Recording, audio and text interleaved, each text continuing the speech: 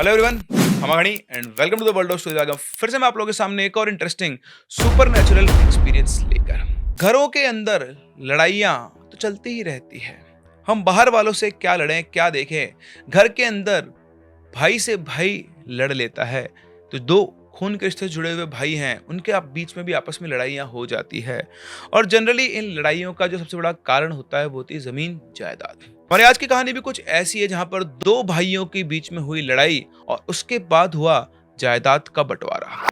लेकिन जब जायदाद का बंटवारा हो रहा था तो इनके साथ हुआ एक ऐसा इंसिडेंट जो इन लोगों ने कभी सोचा नहीं था। तो ये बढ़ते हैं कहानी में और जानते हैं क्या हुआ इनके साथ। लेकिन कहानी में आगे बढ़े उससे पहले अगर आपके पास कोई रियल सुपरनैचुरल एक्सपीरियंस है या फिर कोई इंटरेस्टिंग स्टोरी है तो आप हमारे साथ हमारी इन दी गई आईडीज पर शेयर कर सकते हो। और इसी के साथ साथ अगर आपने चैनल को सब्सक्राइब नहीं किया है तो चैनल को सब्सक्राइब जरूर करें, क्योंकि ऐसी बहुत सारी इंटरेस्टिंग स्टोरीज इवेंट्स हम लोग आपके लिए लगातार ला रहे हैं और लगातार लाते रहेंगे। बस आपका हमें थोड़ा सा सपोर्ट चाहिए, तो चैनल को सब्सक्राइब जरूर जरूर जरूर करें। चलिए बढ़ते हैं कहानी में आगे। हमारी आज की कहानी दीपक की है, जो अपने मामा के साथ चंदनपुर गांव में रहता था। इसके दो मामा थे, एक का नाम था रवि और दूसरे का नाम था सुशांत। दोनों की शादी हो रखी थी। दीपक खुद 17 साल की एज का था। आप समझ सकते हो उनकी मामा की एज क्या रही होगी। इन्हीं के साथ साथ जो सुशांत मामा थे उनकी बीवी मीना, उनका बड़ा बेटा सागर और उनकी बेटी दिव्या। और इस तरह छोटे मामा रवि, उनकी बीवी लता और उनकी एक छोटी बेटी नित्या जो उस टाइम पर 11 साल की थी। ये सब लोग मिलकर साथ में रहा करते थे। उस टाइम पर दीपक 12th क्लास में था और उसकी छोटी जो कजिन थी दिव्या, वो 11th क्लास में थी। ये दोनों एक ही स्कूल में थे। और एक बार जब दीपक स्कूल से घर लौट रहा था तो उसने दिव्या को एक लड़के अमित के साथ देखा। उस दिन देखने के बाद उसने करीबन 2-3 बार दिव्या को अमित के साथ देखा और फिर उसे पता लगा कि दोनों एक दूसरे से प्यार करते हैं। जब दीपक को ये बात पता लगी तो उसने दिव्या से कहा कि इस लड़के से दूर रहना, वरना मैं मामा जी को सब कुछ बता दूंगा। आप समझ सकते हैं ऐसा ही होता है।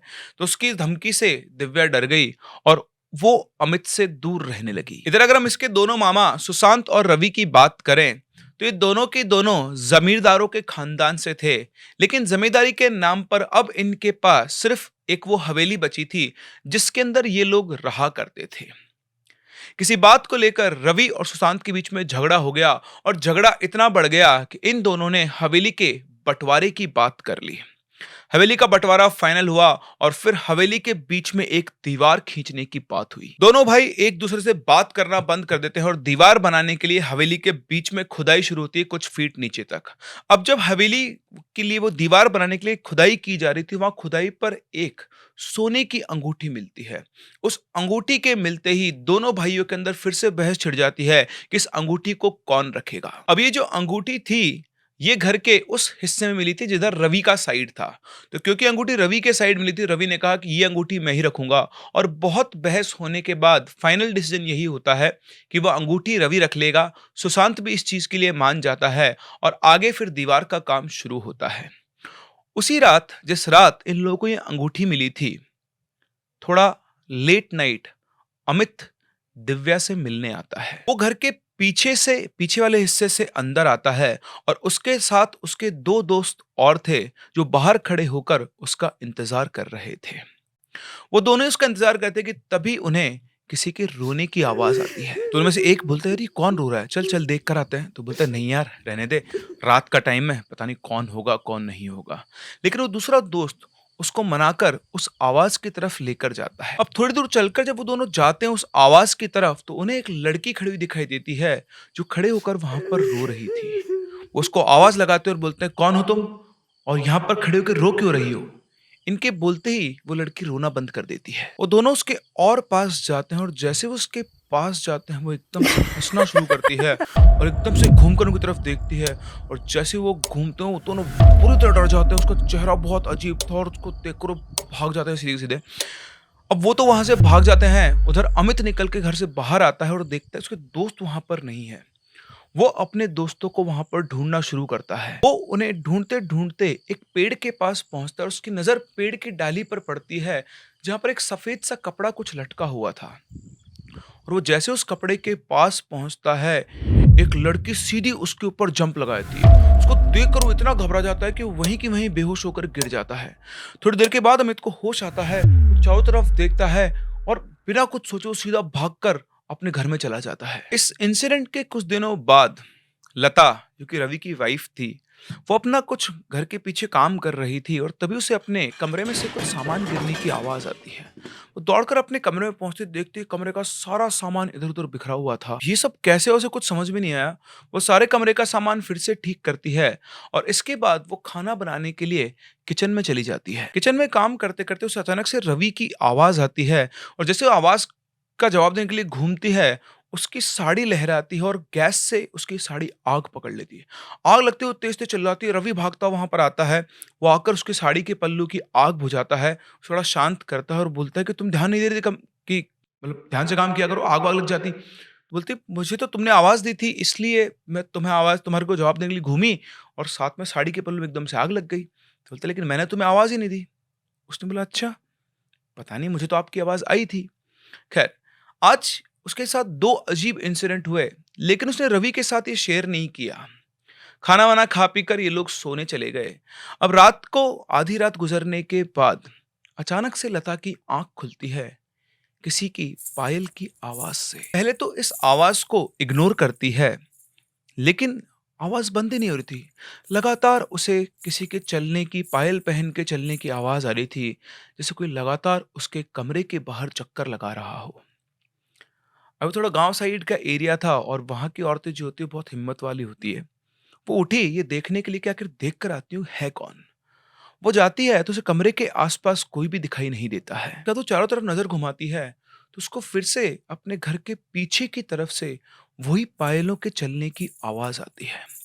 वो अपने घर के पीछे की साइड जाती है और वहाँ जाकर देखती है तो उसे अपने से थोड़ी दूर सफ़ेद साड़ी के अंदर एक औरत चलती हुई दिखाई देती है और चलते-चलते उसकी आँखों के सामने वो एकदम से गायब हो जाती है।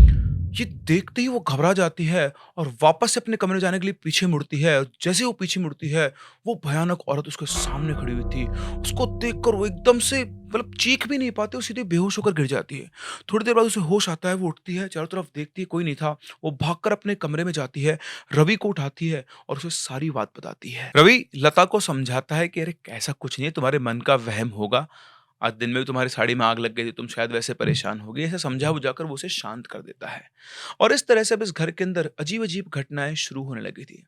और ऐसा नहीं कि सिर्फ रवि के घर के अंदर, ऐसे ही इंसिडेंट सुशांत के घर के अंदर भी हो रहे थे। एक दिन की बात है, सुशांत की वाइफ मीना शाम के टाइम घर का कुछ काम कर रही थी कि तभी उसे सुशांत की उसको बुलाने की आवाज़ आती है। वो अपने कमरे में जाती है और देखती है कि बेड के ऊपर सुशांत चद्दर ओढ़कर सोया हुआ है। बोलती है, हाँ बोलो क्या हुआ? कोई जवाब नहीं आता है तो बेड के पास जाने लगती है, तभी अपने पीछे से उसे सुशांत की आवाज़ आती है। वो पीछे मुड़कर देखती है तो सुशांत उसके पीछे खड़ा हुआ था। वो देखकर चौंक जाती है और वापस इधर देखती है तो बेड बिल्कुल खाली था। बेड के ऊपर कोई भी सोया हुआ नहीं था। मीना को बड़ा अजीब लगता है, लेकिन उससे समझ में नहीं आता क्या हुआ। वो सुशांत से कुछ नहीं कहती है और फिर उससे ऐसे बातचीत करके वो वापस से अपने काम में लग जाती है। अब दोनों ही घरों में अजीब-अजीब सी घटनाएँ होना शुरू हो गई थी। बर्तनों का अपने आप गिरना, खिड़कियों दरवाज़ों का अपने आप खुलना, रात के टाइम घर में किसी की पायल पहन के चलने की आवाज़ आना और इन सभी लोगों को एक चीज़ कॉमन दिखाई देती थी। कई बार घर के हर मेंबर ने सफ़ेद साड़ी में घूमती हुई उस लड़की को देखा था।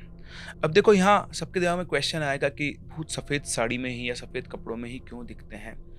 तो बेसिकली ये एक एनर्जी होती है जो शायद इसका कलर वाइट होता है और उसका जो अपार्टिशन होता है, जो अपीयरेंस होता है उस टाइम पर जो भी उसने कपड़े पहने हों, वो दिखते उसी फॉर्म में है। या कोई और भी लॉजिक हो सकता है, अगर आपको पता हो तो बताइएगा। लेकिन जो है वो है, अब क्या कर सकते हैं, ड्रेस कोड है भैया भूतों का, तो हम उसमें कुछ भी नहीं कर सकते हैं। तो इस तरह दरवाजे खुलना, इस सफ़ेद सफ़ेद शेप का दिखना, घर के अंदर रखे हुए मिरर्स जो कांच होते हैं उनका अपने आप टूट जाना, घर के अंदर किसी की प्रेजेंस फील होना और इस तरह से सभी घर वालों को समझ में आ गया था कि कुछ ना कुछ घर के अंदर अजीब चल रहा है, यहाँ इनके अलावा कोई और भी रहता है। और इन लोगों का शक बदला यकीन में जब एक दिन लता के ऊपर आया पोजीशन। दिन के टाइम की बात है कि मैं बताएं कि वो दीवार का काम चल रहा था, तो उसी दीवार के आसपास सुशांत खड़ा हुआ था, कुछ काम वाम देख रहा था। इधर रवि और लता बैठे हुए थे। लता अपनी सब्जियां काटने लगी थी और अचानक से एकदम से लता के शरीर में बहुत तेज-तेज वाइब्रेशंस होना शुरू होते हैं, बहुत तेज-तेज हिलना शुरू करती है और फिर चीखना शुरू करती है, अपने बालों को जो है घुमाना शुरू करती है, सामान जिसके आस-पास उसको फेंक देती है और रवि इसको कंट्रोल करने की कोशिश करता है, रवि को उठाकर धक्का मारती है। सुशांत की आँखों के सामने सब चल रहा था। अब 2 भाइयों में चाहे कितना ही झगड़ा हो, लेकिन जब मुसीबत आती है, तो वो साथ हो ही जाते हैं। सुशांत भागकर लता के पास आता है, रवि और सुशांत लता को पकड़ते हैं और उसे कमरे में ले जाकर बंद कर देते हैं। इसके बाद सारी बातें खुलती है कि दोनों घरों के अंदर क्या-क्या चल रहा था। सारे घरवाले वहाँ इकट्ठा हो जाते हैं और तब जाकर सब लोग ये डिसाइड करते हैं कि घर के अंदर कुछ ना कुछ प्रॉब्लम है, पंडित जी को बुलाना पड़ेगा। तो इन्होंने इनके जो आस-पास में मंदिर था एक, उसके अंदर पंडित जी रहा करते थे, उनको घर के अंदर बुलाया और उनको सारी बात बताई। तब तक भी लता जो थी वो कमरे के अंदर ही बंद थी। अब देखो, फिर से आप कहोगे मैंने पंडित को बुला लिया, पर मैं क्या करूँ अब? जिस बीमारी का इलाज जो कर सकता है उसी को तो बुलाया जाएगा। अब डॉक्टर को बुलाएंगे तो क्या करेंगे, है ना? समझते ना मेरी बात को? तो जो लोगों के साथ होता है वो शेयर कर रहे हैं। उन्होंने पंडित को बुलाया तो पंडित को बुलाया, मैं शाहरुख खान को कैसे बुलाऊं बताओ? आप नहीं बुला सकता ना, तो प्लीज बेयर विद मी। तो उन्होंने उन पंडित जी को बुलाया, पंडित जी घर के अंदर आए, उन्होंने अवलोकन यानी निरीक्षण किया, इन्वेस्टिगेशन किया। घर में घुसते उनको एक अजीब सी स्मेल आई और बिना किसी को कुछ बताए, मतलब बाद में बताया गया उनको, उन्होंने पहले आते ही बोल दिया था कि इस घर के अंदर कोई बहुत पुरानी आत्मा फंसी हुई है जो प्रतिशोध और गुस्से से भरी हुई है। फिर उन्हें लता के कमरे में ले जाया जाता है। वहां जाने के बाद वो जो पंडित जी हैं वो सिर्फ सुशांत और रवि को वहां रुकने को कहते हैं और बाकी सारे घर वालों को उस कमरे से बाहर निकाल देते हैं। उसके बाद वो लता के सामने जाकर बैठते हैं, उसको बहुत अच्छे से उसका निरीक्षण करते हैं, उसकी आंखों के अंदर देखते हैं। उसकी आंखों के अंदर देखते हुए वो कुछ मंत्र बुदबुदाते हैं अपने ही मन के अंदर और थोड़ी ही देर में सुशांत और रवि की आंखों के सामने सामने लता एकदम से बेहोश हो जाती है। उसके बेहोश होने के बाद वो अपनी आंखें बंद करते हैं, फिर से कुछ और मंत्र पढ़ते हैं और बेहोश हुई लता एकदम से बिल्कुल सीधी होकर उनके सामने बैठ जाती है। अब उसका बैठने का तरीका और उसका पंडित की आंखों में आंखें डालकर देखना और आंखों का रंग बदलना, इन सब से लग रहा था साफ साफ कि ये लता नहीं, लता के रूप में कोई और है। इधर पंडित जी अपने तरीकों से उससे उगलवाना शुरू करते हैं, पूछते हैं कि तू कौन है? तो बताती है कि मैं नंदिनी हूँ। वो बताना शुरू करती है कि ये कहानी उसके दादा, मतलब जो भी उसके साथ कुछ हुआ वो उसके दादा और परदादा के टाइम की बात है। इनके जो परदादा थे उनका नाम था दलपति और उनके 2 बेटे थे, शुभेंदु और सूरज। दलपति आसपास के गांव के सबसे बड़े जमींदार थे, उनका बहुत नाम था। नंदिनी इनके यहाँ पर काम करने आया करती थी। नंदिनी मोहन नाम के एक लड़के से प्यार करती थी और दिखने में नंदिनी बहुत सुंदर थी और इसी वजह से एक दिन सूरज का मन नंदिनी पर आ गया। उसने नंदिनी को अकेले देखा और उससे शारीरिक संबंध बनाने को कहा। इस बात को सुनकर नंदिनी को गुस्सा आ गया, उसने खींचकर सूरज को एक थप्पड़ मारा और वहां से चली गई। उसके बाद नंदिनी हवेली में काम करने आना भी बंद कर देती है। जब नंदिनी ने सूरज को थप्पड़ मारा था तो उसे शुभेंदु ने देख लिया था। शुभेंदु सूरज के पास जाता है और बोलता है कि तुमने उससे गलत बात की, ये गलत था, लेकिन उसने तुम्हारे ऊपर हाथ उठाया, उसने बहुत बड़ी गलती कर दी। कोई मेरे भाई पर हाथ उठाए और मैं शांत बैठ जाऊं, ऐसा हो नहीं सकता। तेरी इस बेइज्जती का बदला हम दोनों भाई मिलकर लेंगे, उसकी इज्जत लूटकर। और इस तरह से दोनों उसकी इज्जत लूटने की ठान लेते हैं। और अपने प्लान के मुताबिक वो अपने पिताजी दलपति का नाम लेकर नंदिनी को एक बार फिर हवेली पे बुलाते हैं। वो अंदर आती है, उन्होंने अपना पूरा सेटअप कर लिया था, पहले पूरी हवेली को उन्होंने खाली किया हुआ था। सामने सूरज खड़ा हुआ था और पर्दे के पीछे शुभेंदु छुपा हुआ था। जैसी नंदिनी अंदर आती है वो दरवाजा बंद कर देता है। दरवाजा बंद होते नंदिनी पूछती, ये क्या बदतमीजी है? तो इधर से शुभेंदु आकर बोलता है, तुमने मेरे भाई सूरज के ऊपर हाथ उठाकर बहुत बड़ी गलती की। तो उसने कहा कि ये इसी लायक है। उसके बात सुनकर शुभेंदु को गुस्सा आता है, वो नंदिनी को खींच के एक थप्पड़ मारता है और उसका सिर पकड़कर दीवार पे टकरा देता है। दीवार से सिर टकराते वो नीचे गिरती है और इसके बाद दोनों उसके ऊपर टूट पड़ते हैं और उसके साथ गलत काम करते हैं। ना सिर्फ उन्होंने नंदिनी को बुलाया था, वो जानते थे कि नंदिनी मोहन से प्यार करती है। उन्होंने मोहन को भी किसी बहाने से हवेली पे बुला लिया था। उसी दौरान मोहन वहां पर आता है और जैसे वो कमरे के अंदर आता है, वो नंदिनी को इस हालत में देखता है तो बुरी तरह से गुस्से में आता है। लेकिन वो कुछ कर पाता उससे पहले ही दोनों भाई मोहन पर टूट पड़ते हैं और नंदिनी की आंखों के सामने उसकी जान ले लेते हैं। इसके बाद वो फिर से दोबारा नंदिनी के साथ गलत काम करते हैं और उसे भी वहीं पर मार देते हैं। लेकिन मरते वक्त नंदिनी उनसे कहती है कि वो उनमें से किसी को भी नहीं छोड़ेगी, उनके पूरे वंश को खत्म कर देगी। दोनों की मौत हो जाने के बाद ये दोनों भाई मिलकर इनकी लाश को उठाकर लेकर जाते हैं और हवेली के पीछे एक पेड़ के नीचे गहरा खड्डा खोदकर इन दोनों की लाश को गाड़ देते हैं। लेकिन जब ये सब कर रहे थे उस टाइम पर हवेली के आंगन में एक दरार थी, शायद पेड़ उखाड़ा गया हो किसी वजह से। उस दरार के अंदर नंदिनी की अंगूठी गिर जाती है। इसके बाद पूरे गांव में खबर फैला दी जाती है कि नंदिनी और मोहन एक साथ भाग गए हैं। लेकिन नंदिनी के घर वाले सारा का सारा दोष जमींदार के ऊपर धरते हैं कि उसी ने नंदिनी को आखिरी बार अपनी हवेली पर बुलाया था। उनका यह आरोप था कि जमींदार ने ही नंदिनी के साथ कुछ ना कुछ किया है।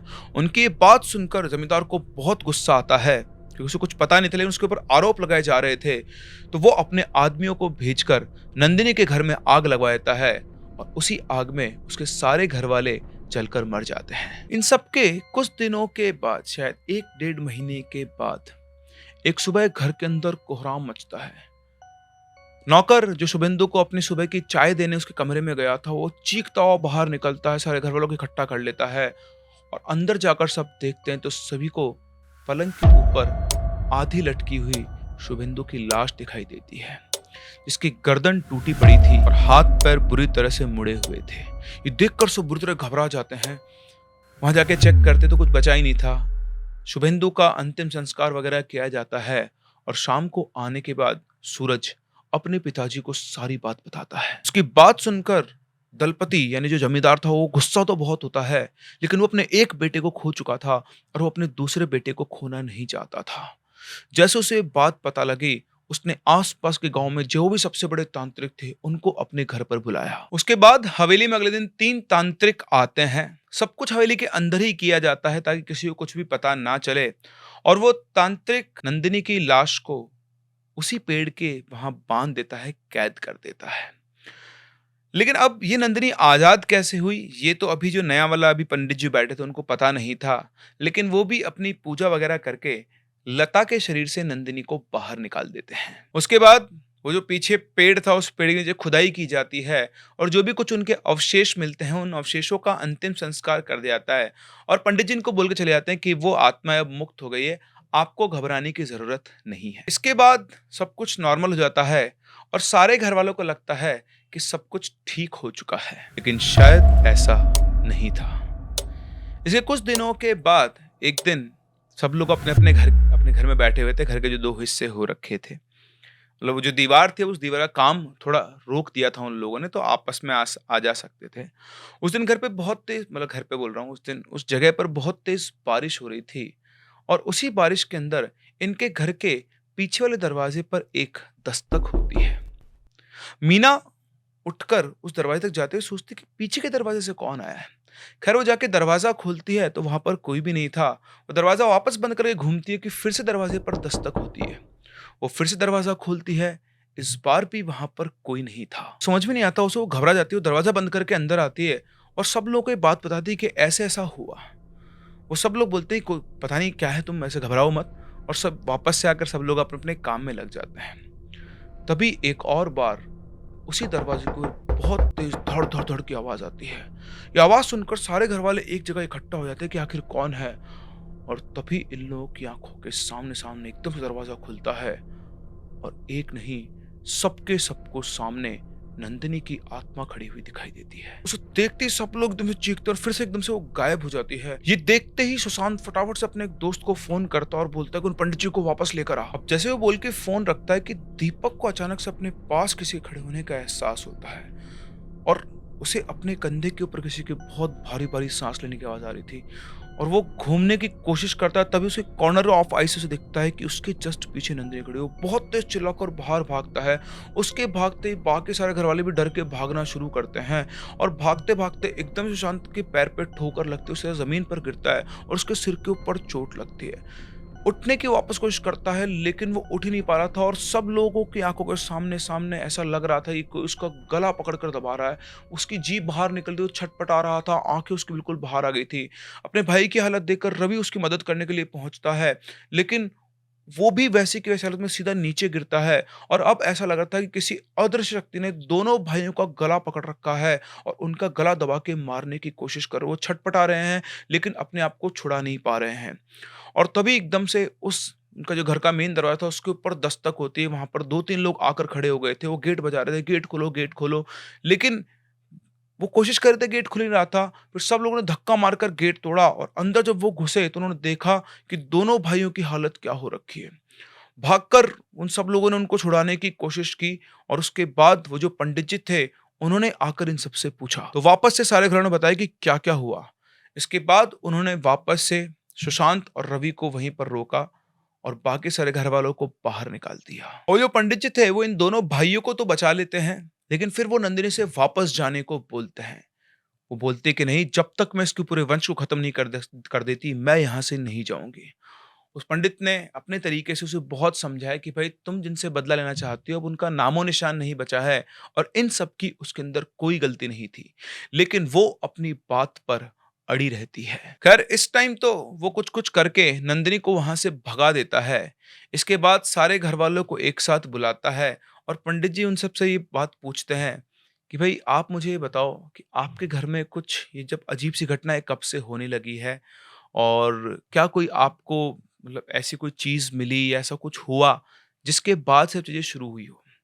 तो सुशांत और रवि ने बताया कि भई हमारे बीच में झगड़ा हुआ था और हमने अपने घर के बीच में दीवार खड़ी करनी शुरू की और जब हम दीवार खोद रहे थे, मतलब ज़मीन खोद रहे थे, तब हमें एक सोने की अंगूठी मिली जो रवि के पास है और मेरे हिसाब से उसके बाद ही ये सब कुछ शुरू हुआ है। उसके बाद वो जो पंडित जी थे, वो उनसे वो अंगूठी लेते हैं, उस अंगूठी को चारों तरफ से देखते हैं और वो कहते हैं कि सारी बीमारी की जड़ यही है।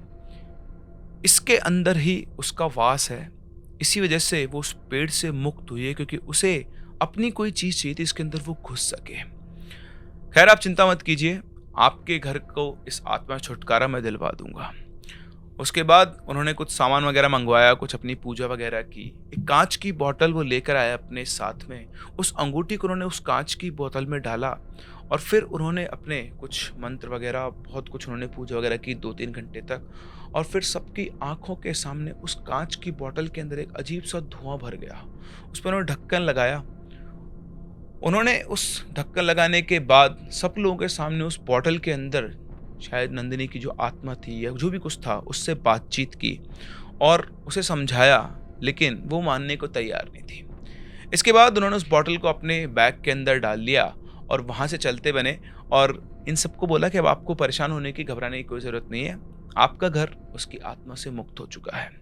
और वाक़ई में उस दिन के बाद से इनको अपने घर के अंदर से कोई भी अजीब-सी चीज़ महसूस नहीं हुई। रवि और सुशांत जो अपने घर का बँटवारा करने वाले थे, उन्होंने भी अपने घर के बँटवारे को रोक दिया और उसके बाद दोनों भाई मिलकर साथ-साथ रहने लगे। और जो पंडित जी थे, वो तांत्रिक थे, उन्होंने क्या किया, क्या नहीं, वो बॉटल में धुआँ उन्होंने भरा था, वो नकली था या असली था, किसी को कुछ भी पता नहीं है। लेकिन उस दिन के बाद कभी दोबारा उस घर के अंदर ना नंदिनी किसी को दिखाई दी, ना कोई पायल की आवाज़ हुई, ना कुछ ऐसा हुआ जिसे ये पैरानॉर्मल चीज़ों से कनेक्ट कर सकते थे।